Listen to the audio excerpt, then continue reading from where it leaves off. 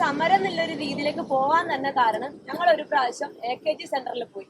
AKG സെന്ററിൽ ഞങ്ങൾ കണ്ണൂരിൽ നിന്നാണ്, എനിക്ക് തോന്നുന്നു കഴിഞ്ഞ മാസം 18-ാം തീയതിയാണ് ഞങ്ങൾ AKG സെന്ററിൽ പോയത്. അവിടുന്ന് ഒരു നേതാവ് ഞങ്ങളോട് പറഞ്ഞത് എന്താണെന്ന് വെച്ച് കഴിഞ്ഞാൽ, ഞങ്ങൾ സാറിനോട് കൈയും കാലും പിടിച്ച് ഞങ്ങൾ കരയുന്ന സമയത്ത് സാറിനോട് സാറേ വേറെ വഴിയില്ല, ഞങ്ങൾ സമരമില്ല, അവസാനം ആ ഒരു രീതിയിലേക്ക് ഞങ്ങൾ പോകുമെന്ന് പറഞ്ഞപ്പോൾ ഞങ്ങളോട് പറഞ്ഞത്, നിങ്ങൾ റോഡിലിറങ്ങി എണ്ണ ഒഴിച്ച് ആത്മാഹൂതി ചെയ്തു കഴിഞ്ഞാലും മരത്തിൽ കയറി താഴിലേക്ക് തുള്ളിയാലും മരത്തിൽ കയറ് കെട്ടി തൂങ്ങിയാലും പാർട്ടിക്ക് അതൊരു പ്രശ്നമല്ല എന്നാണ്. അന്ന് ഞങ്ങൾ അവിടുന്ന് കണ്ണ് കരഞ്ഞുകൊണ്ടാണ് ഞങ്ങൾ നേരെ പോയിട്ട് പോലീസ് സ്റ്റേഷനിൽ പോയിട്ട് ഞങ്ങളെ സമരത്തിനുള്ള പേപ്പർ കൊടുത്തിട്ട് വരുന്നത്. അല്ലാതെ ഞങ്ങൾ കോൺഗ്രസിന്റെയോ അല്ലെങ്കിൽ BJPന്റെയോ ഏത് പാർട്ടിന്റെയും പിൻബലത്തോടെ ഇവിടെ സമരത്തിന് ഇറങ്ങിയതല്ല. ഞങ്ങളെ ആവശ്യത്തിന് വേണ്ടിയിട്ട് ഞങ്ങൾ ഇറങ്ങിയതാണ്. ഞങ്ങളെ പറഞ്ഞു പറ്റിച്ചത് കൊണ്ട് മാത്രമാണ് ഞങ്ങൾ ഇറങ്ങിയത്. അതുപോലെ തന്നെ DYFI എന്നുള്ള സംഘടനയിലത്തെ ആൾക്കാർ ഇവിടെ എനിക്ക് തോന്നുന്നു തൊട്ടടുത്താണ് സംസ്ഥാന ഓഫീസും അതുപോലെ തന്നെ അതിന്റെ ജില്ലാ കമ്മിറ്റി ഓഫീസും. ഇതുവരെ ആയിട്ട് ഞങ്ങൾ 18 ദിവസം ഇവിടെ വെയിലും മഴയും കൊണ്ടിട്ട് ഞങ്ങൾ ഇവിടെ കിടക്കുന്നുണ്ട്. ഒരു നേതാവ് പോലും ഞങ്ങളെ ഒന്ന് തിരിഞ്ഞു നോക്കിയിട്ടില്ല.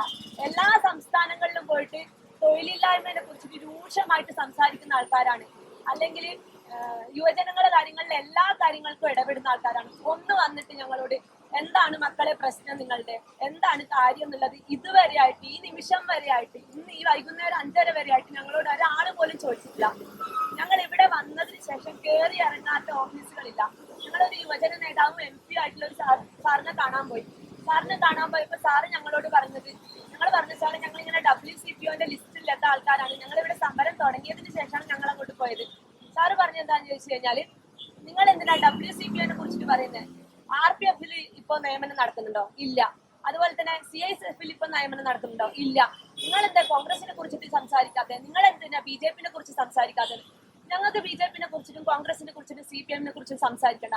ഞങ്ങൾ കഷ്ടപ്പെടിച്ചിട്ട് 3-4 വർഷം കഷ്ടപ്പെട്ട് പഠിച്ചു വന്ന് എന്റെ റാങ്ക് 371ആണ്.